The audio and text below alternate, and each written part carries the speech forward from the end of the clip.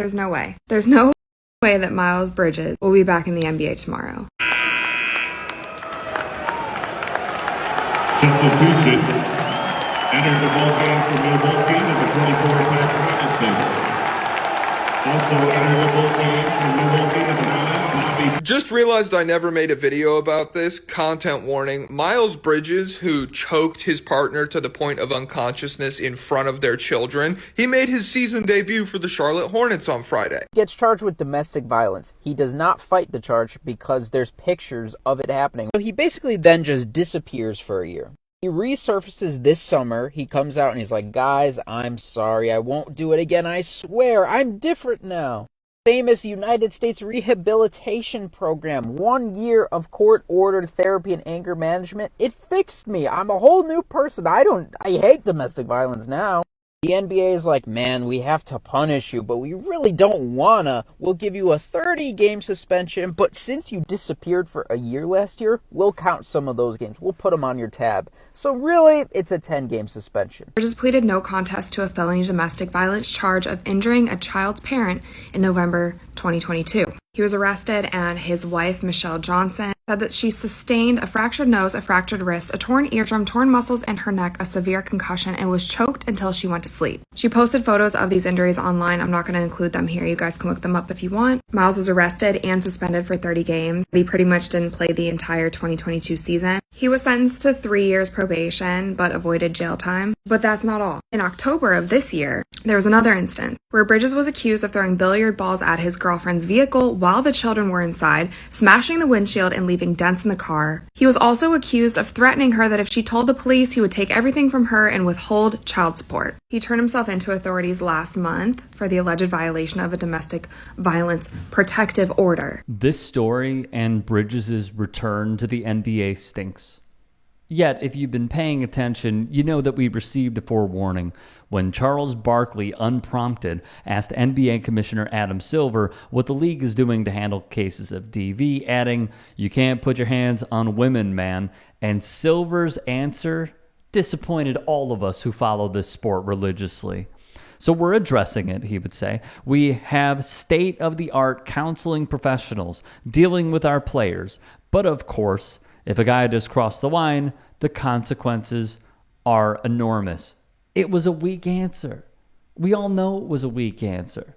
Anything that they were cooking in order to try and deal with this, because it has been prevalent, it has not manifested into some form that has appeased the NBA fan, because we can separate right from wrong. And being such a progressive league, to see them relent and to see them give in has been puzzling, to say the least. Via The Athletic, former Houston Rockets guard Kevin Porter Jr. was accused of assaulting and choking his girlfriend in early September at a hotel in New York. Assistant Manhattan DA Mariah Kurzer called it a serious DV case in court. According to the AP, he was traded to Oklahoma City, along with 2 second-round picks. He was waived shortly thereafter, and he's still receiving his full salary of $16.9 million nonetheless. Kurt Helen of NBC Sports wisely writes, that doesn't make it right. Any system that encourages this trade and makes a commodity of a player facing serious DV charges is flawed. It reflects poorly on the system the league created. Exactly. It should not necessarily be surface level. It should be re-examining the system and the protocol in place. And for another example, we go to LA with Joshua Primo, the former number 12 overall pick out of Alabama in the 2021 NBA draft. An employee of the San Antonio Spurs, where he was drafted, claimed the ex-Bama guard exposed himself to her. The woman, former Spurs psychologist Hillary Cawthon, sued the player over the incidents, the alleged incidents, and I want to note it's plural. A criminal complaint against Primo was filed for multiple counts of indecent exposure. Cawthon claims this occurred 9 times. 9 freaking times. From Helen once more. All of it combined is flat out bad. The perception is ugly. More importantly, the league's on the wrong side of basic morality. DV can't be tolerated. There are no easy answers. The league has to collectively bargain how punishment is handled. And in the case of Kevin Porter Jr., he's out of the league and will be for some time. That doesn't matter. The league looks soft on a serious, dangerous issue. Here's my other thing. You know what? I'm going to save it. In the end, it's a balancing act for the NBA. The CBA requires the legal process to play out in any player arrest, and for good reason, in a nation where innocent until proven guilty is the standard via NBC Sports.